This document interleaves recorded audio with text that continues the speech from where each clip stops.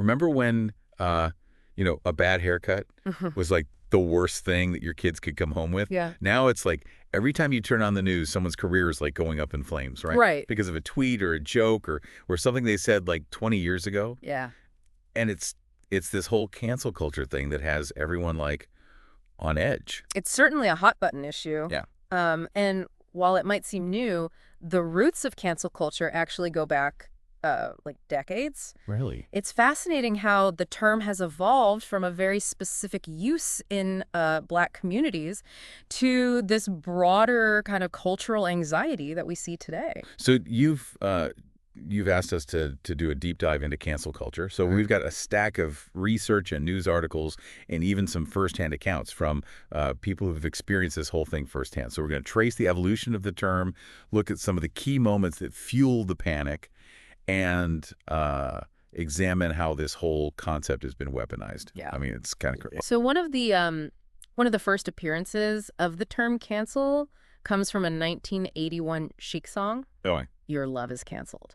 wow. Can you imagine that playing on the radio today? It really shows how much the meaning has shifted, doesn't it? Because Yeah. back then it was about like personal relationships, Right. like literally ending things with someone. Like you're canceled. Exactly. And we even see it pop up again in the 1991 film New Jack City, Oh, okay. where a character uses cancel in the same way, just to cut someone off. Okay. And what's important to note is that in these early instances, cancel was very much rooted in Black vernacular. Got it.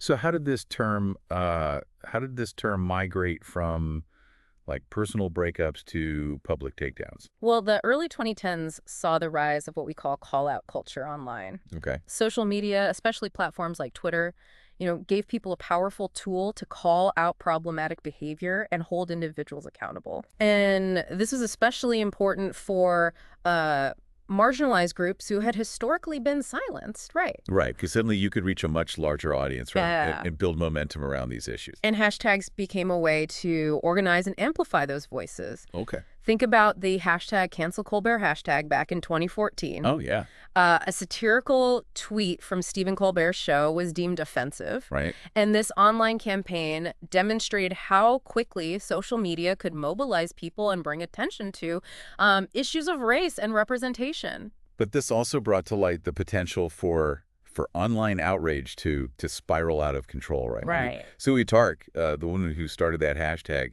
she faced intense backlash, right? Yeah. Including death threats and doxing. Yeah. She was forced to relocate, Yeah. which shows us like the dark side of this new form of Yeah. activism. It's a crucial point. The very tools that are meant to empower individuals could also be used to inflict harm. And it raises questions about balancing accountability with protecting individuals from disproportionate consequences. And let's be honest, the media played a role in amplifying these controversies. Of course. It seems like a few tweets could suddenly become a national news story, often without much context or nuance. The news cycle's hunger for clicks and engagement certainly contributed to this phenomenon, Yeah. A handful of voices could be portrayed as representative of a larger movement, even if that wasn't accurate. Right. Okay, so another key moment that fueled the cancel culture panic was the Justine Sacco incident back in 2013. Yeah. A PR executive sends a racist tweet before boarding a flight to South Africa. Right. By the time she landed, she had lost her job and become the subject of global ridicule. It was a stark example of how quickly online outrage could turn into real-world consequences. And it wasn't just the immediate fallout. This incident became a central example in John Ronson's book, So You've Been Publicly Shamed, back in 2015. Okay. And his work explored the long-term effects of online shaming, fueling anxieties about the ever-present potential for social annihilation. It tapped into that primal fear we all have, like saying or doing something that comes back to haunt us later, especially in a world where everything is documented online. Yeah. Ronson's book, while raising important points, also contributed to this growing perception that anyone could be the next target of an online mob. Right. And it played into this narrative of a culture quick to judge and punish, creating a sense of unease for many. So now, while the Sacco incident involved clear racism, the Me Too movement, while not directly about cancel culture, became another flashpoint in this debate. Yeah. We saw a wave of allegations against powerful men, leading to career repercussions and social consequences.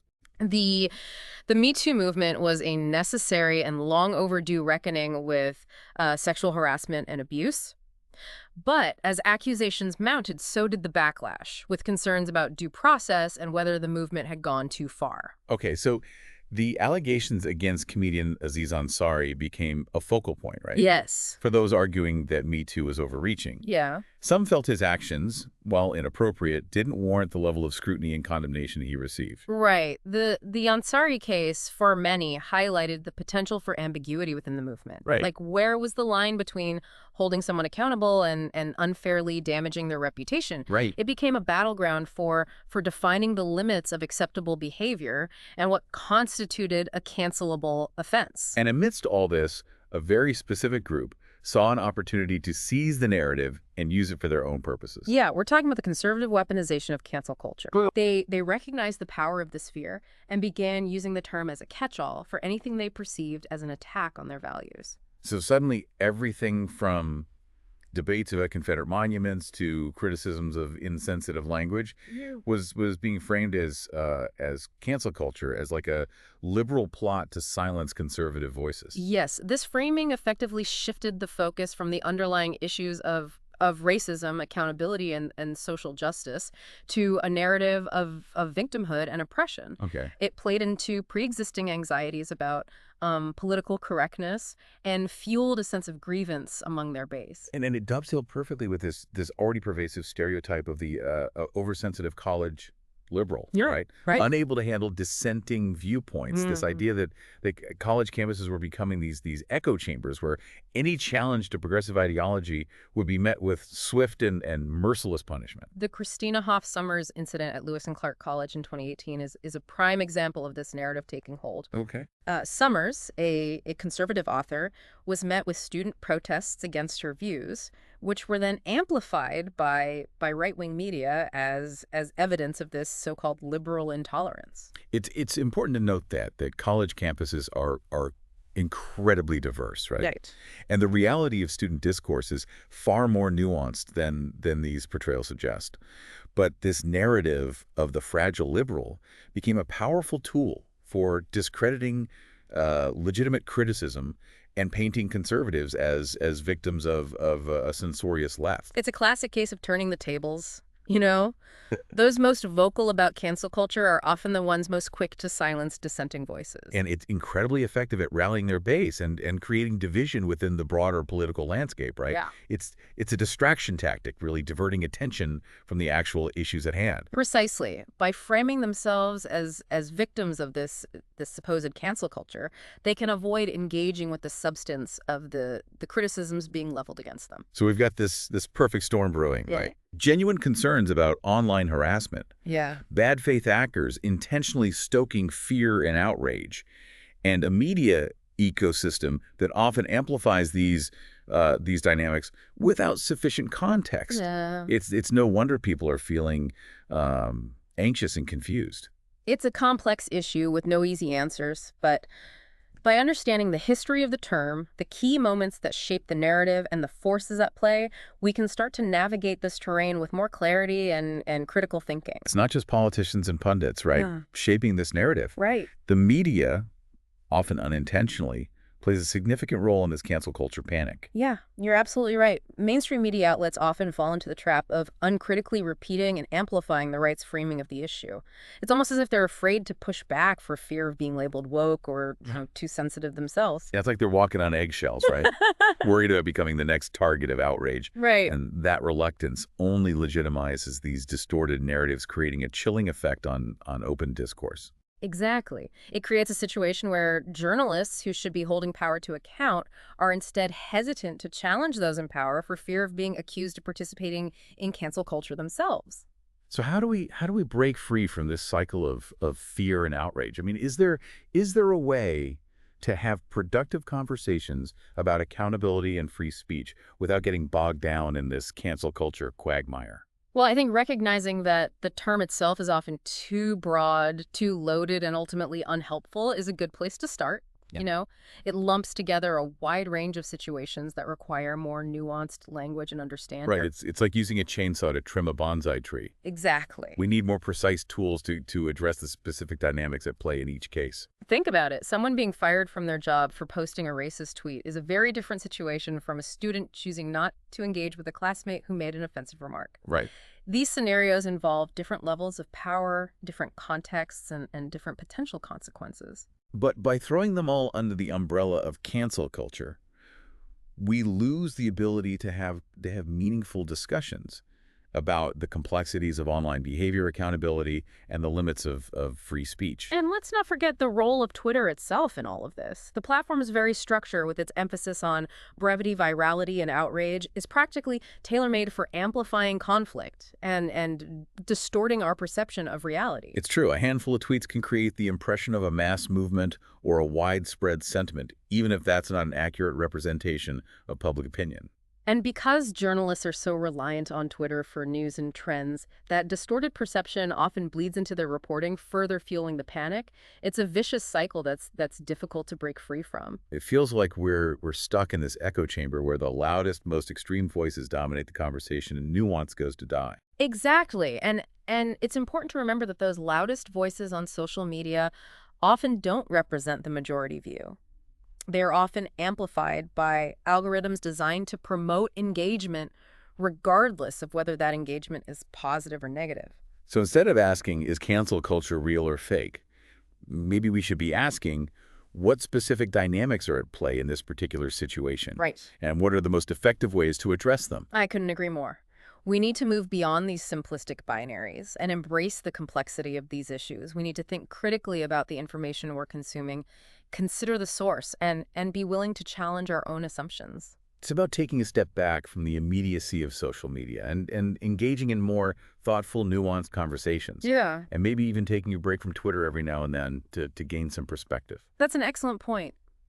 You know, Yeah. it's easy to get caught up in the whirlwind of online outrage and lose sight of the bigger picture. And speaking of the bigger picture, the whole debate about cancel culture often revolves around this fear of losing something. Right. A job, a platform, a reputation. But what's often overlooked is the fact that many people, particularly those from marginalized groups, are never given a platform or a voice in the first place. Their experiences and perspectives are systematically excluded from mainstream conversations. It's like we're so preoccupied with this fear of being silenced that we forget about those who are already silenced by systemic inequalities. Exactly.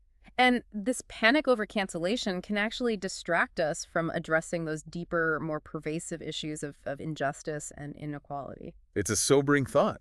We're so worried about individuals losing their platforms that we fail to see the larger systems that prevent entire groups of people from ever having access to those platforms in the first place. And those systems of oppression are far more powerful and damaging than any individual case of so-called cancel culture. So before we get caught up in the latest Twitter controversy or jump to conclusions about who's being canceled and why, maybe we should take a moment to consider the broader context. Right. Ask yourself, whose voices are being amplified and whose are being silenced? And what are the power dynamics at play in this situation? And remember, the loudest voices aren't always the most representative or the most deserving of our attention. Critical thinking, empathy, and a willingness to listen to diverse perspectives are essential tools for navigating these complex issues.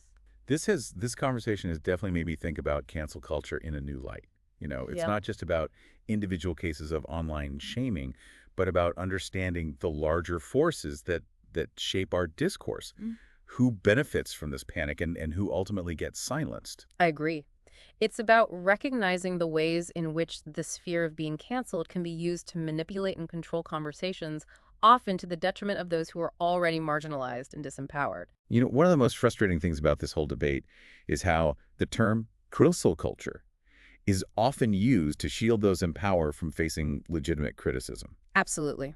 We see this time and again. Politicians and other powerful figures use the term to deflect accountability and paint themselves as victims even when they've engaged in harmful or unethical behavior. It's like they're trying to turn the tables. Right. claiming that they are the ones being silenced, when in reality they have the loudest platforms and the most influence. It's a classic tactic of those in power to frame any challenge to their authority as an attack on their very existence. And it's incredibly effective at shutting down dissent and maintaining the status quo. You mentioned Alan Dershowitz earlier and his defense of Alex Acosta, who resigned as labor secretary for his role in the Jeffrey Epstein plea deal. It's it's mind-boggling how someone can twist the narrative so completely, framing accountability for enabling a horrific abuser as being canceled. It speaks volumes about how the term cancel culture can be weaponized to protect those who deserve to be held accountable. It allows them to play the victim while minimizing the real harm they've caused. It's a dangerous game they're playing, using fear and outrage to distract from their own wrongdoing and manipulate public opinion. And unfortunately, it's a game that's proving all too effective. It allows them to shift the focus away from their own actions and onto the supposed threat of a censorious mob. So what can we as individuals do to counter this narrative? How can we push back against this manufactured panic and refocus the conversation on what truly matters? I think it starts with being aware of the tactics being used, recognizing the ways in which language is being manipulated to create fear and division. Right. We need to be more critical consumers of information, especially when it comes from sources that have a vested interest in promoting this cancel culture narrative. We need to be discerning about the information we consume. Right. And be willing to challenge those who are spreading misinformation and stoking outrage for their own gain. Exactly. Ask yourself, who benefits from this narrative and what are they trying to distract us from? Don't let them dictate the terms of the debate. It's easy to get swept up in the whirlwind of online outrage, but we need to step back and ground ourselves in facts, in evidence, in reasoned discourse. Remember, online spaces, while powerful, are not always representative of the wider world. Don't let the loudest voices on Twitter dictate your understanding of reality. And when you see someone being unfairly targeted, speak up. Challenge those who are perpetuating harmful narratives and amplify the voices of those who are often silenced. It's about reclaiming the power of language, using it to promote understanding, accountability, and justice, rather than fear, division, and silencing. And recognizing that making mistakes is part of the human experience. What matters is how we respond to those mistakes, how we learn from them, and how we use those experiences to create a more just and equitable world. Indeed, this isn't about being perfect or always saying the right thing. It's about being willing to engage in difficult conversations, to listen to perspectives different from our own, and to be open to learning and growing. And to remember that our goal should be to create a culture where people feel safe to express themselves to challenge the status quo, and to hold each other accountable without fear of being unfairly punished or silenced. So the next time you hear someone throwing around the term cancel culture, just take a moment to pause and consider the context. Right. Ask yourself, what are they trying to achieve by using this term? Right. Are they genuinely concerned about free speech, or are they trying to deflect criticism and avoid accountability? Mm-hmm. And remember, critical thinking, empathy, and a commitment to open dialogue are the most powerful tools we have for combating this manufactured panic. It's about recognizing that we all have a role to play in shaping the kind of culture we want to live in. Do we want a culture of fear and silence where people are afraid to speak their minds or challenge the status quo? Or do we want a culture where diverse voices are heard, where we can engage in respectful debate, and where we hold each other accountable for creating a more just and equitable world? That's a powerful question to leave our listeners with. Yeah. We've unpacked a lot today. The history of the term, cancel culture, the key moments that fueled the panic, the ways in which it's been weaponized, and the role of the media in amplifying these narratives. It's been a fascinating exploration, and I hope our deep dive has provided you with a more nuanced understanding of this complex issue. Remember, this isn't about being perfect or always saying the right thing. It's about being willing to engage in difficult conversations, to listen to perspectives different from our own, and to be open to learning and growing. And to remember that building a more just and equitable society requires courage, compassion, and a willingness to challenge those in power. We want to thank you for joining us on this deep dive into cancel culture. We hope you found it informative and thought-provoking. As always, we encourage you to continue exploring these issues, questioning your assumptions, and engaging in thoughtful dialogue with others. Remember, we're all in this together, trying to make sense of this complex world. That's right. Thanks for being a part of the conversation.